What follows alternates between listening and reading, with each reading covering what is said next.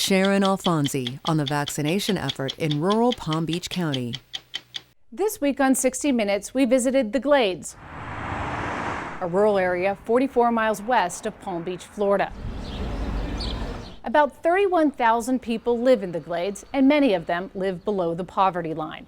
About 90% of the population is Black and Latino. Have they taken the vaccine yet? Are they interested in the vaccine? Tammy Jackson Moore is a community activist and founder of the nonprofit Guardians of the Glades. She's been door to door, trying to get seniors in her community vaccinated. By March, 11 weeks into the rollout, most of them had not received the vaccine.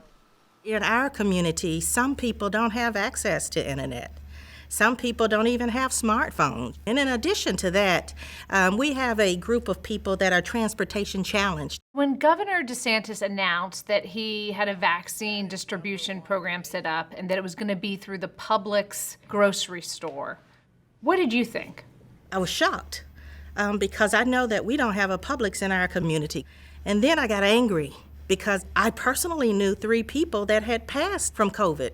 And I knew that this was not going to be good for this community. The problem for residents of the Glades, the nearest Publix is 25 miles away.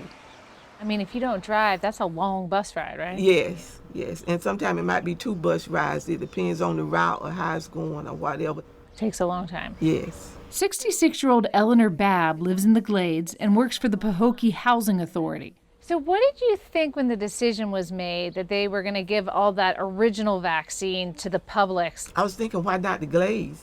And I was thinking the distance that it is from here, and a lot of the elderly people, they don't drive and they have no way of getting over there to get that shot.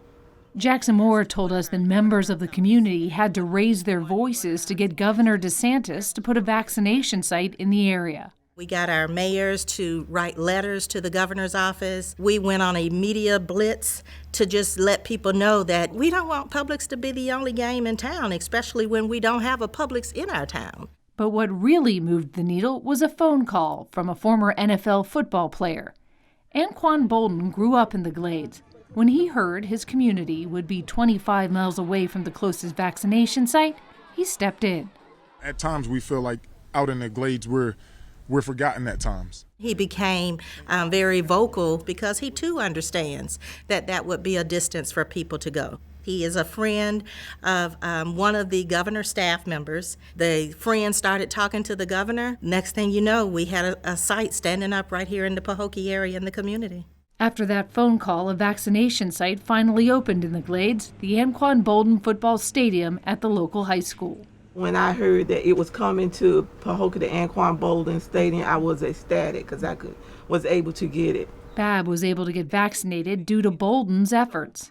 My other friends that had retired, when they found out, they was very happy about it. What was it like at the stadium that day? It was very organized.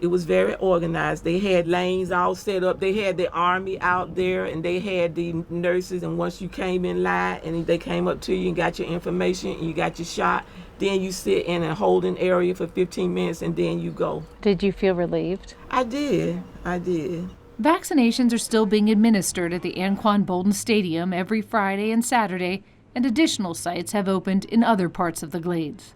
It's amazing what Anquan Boldin's done there. He's helped get the vaccine into the Glades. But isn't that the job of the Department of Health? Shouldn't they have been doing that? I think so. I believe that in our community, we sometimes are forced to speak up on things that maybe some communities don't have to speak as loudly about. But we don't have a problem with speaking up when we see that there are things that our community needs, and for whatever the reason may be, they're not being addressed.